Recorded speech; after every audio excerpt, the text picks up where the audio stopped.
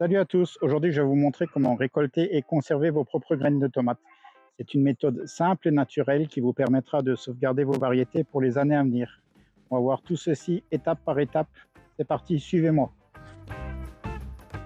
Première étape, récolter des tomates bien mûres. Il est essentiel de choisir des tomates vraiment à maturité, car les graines seront plus viables. Moi j'ai opté pour des tomates de la variété Petit Moineau qui sont vraiment super petites. Ah d'ailleurs, je ne sais pas si vous l'a raconté, mais ne faites pas la même erreur que lui. La première fois qu'il a voulu récolter des graines, il a choisi des tomates qui n'étaient pas assez mûres. Résultat des courses, aucune germination. Ne faites pas la même erreur que lui, choisissez-les bien mûres vos tomates. En plus, cette variété Petit Moineau est un excellent porte-greffe pour d'autres variétés de tomates. Je vous montrerai comment greffer des tomates dans une vidéo la saison prochaine. Parfait, maintenant que vous avez vos tomates bien mûres, il est temps d'extraire les graines.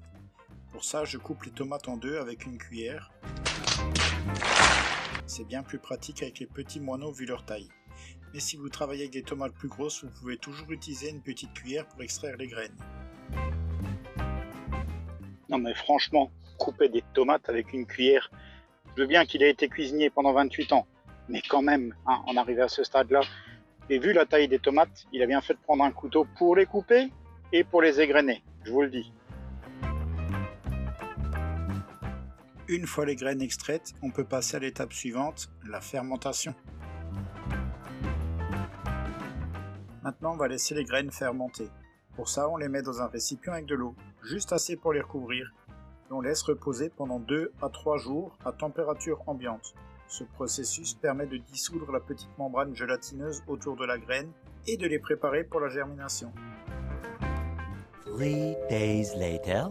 Après ces 2 à 3 jours de fermentation, une petite couche de moisissure se forme à la surface. C'est normal. Il est maintenant temps de passer à l'étape suivante, le rinçage puis le séchage.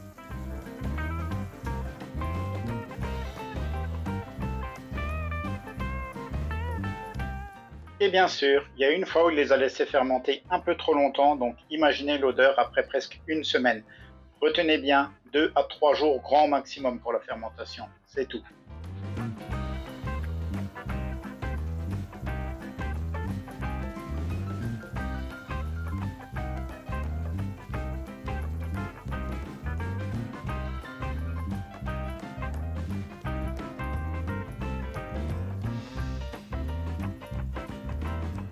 Après avoir laissé fermenter les graines, on va les rincer soigneusement pour éliminer toute trace de moisissure, puis les faire sécher. Pour ça, je les étale sur un chiffon en coton. Je préfère utiliser du coton plutôt que du papier essuie-tout, car les graines peuvent coller au papier, ce qui peut compliquer leur récupération.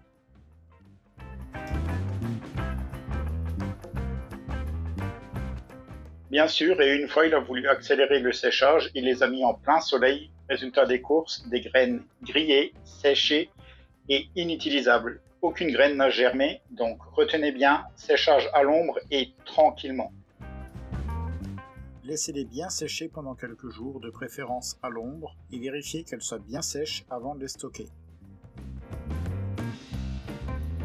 3 days later. Une fois que les graines sont complètement sèches, il est temps de les ramasser. Avant de les stocker, il faut les décoller délicatement du chiffon en coton ou du papier essuie-tout si vous avez choisi cette option. Au début, j'avais essayé de les décoller avec mes ongles, mais finalement, j'ai dû prendre un couteau pour m'en sortir. Prenez votre temps, être un peu délicat. Une fois que les graines sont complètement rassemblées, il est temps de les stocker. Je les mets dans un sachet Kraft car il permet aux graines de respirer, contrairement aux sacs en plastique qui peuvent retenir l'humidité. Et surtout, n'oubliez pas d'écrire la variété et l'année de récolte sur le sachet.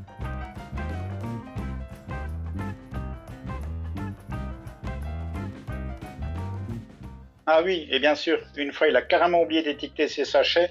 Imaginez-vous, il a voulu planter des grosses tomates pour faire de la sauce, il a eu des tomates cerises, il a été assez surpris. Que vous cultiviez dans un grand jardin ou sur un balcon, récolter et conserver vos propres graines, c'est aussi une manière de devenir un peu plus autonome tout en ayant la satisfaction de voir pousser quelque chose que vous avez entièrement préparé vous-même. Et voilà, vous avez maintenant vos propres graines de tomates, prêtes pour la prochaine saison. C'est vraiment gratifiant de semer des graines que vous avez récoltées vous-même. Si cette vidéo vous a plu, laissez un pouce bleu, abonnez-vous à la chaîne et activez la cloche pour ne rater aucune de mes vidéos. Merci d'avoir regardé et à très bientôt pour de nouvelles astuces jardinage. Ciao ciao!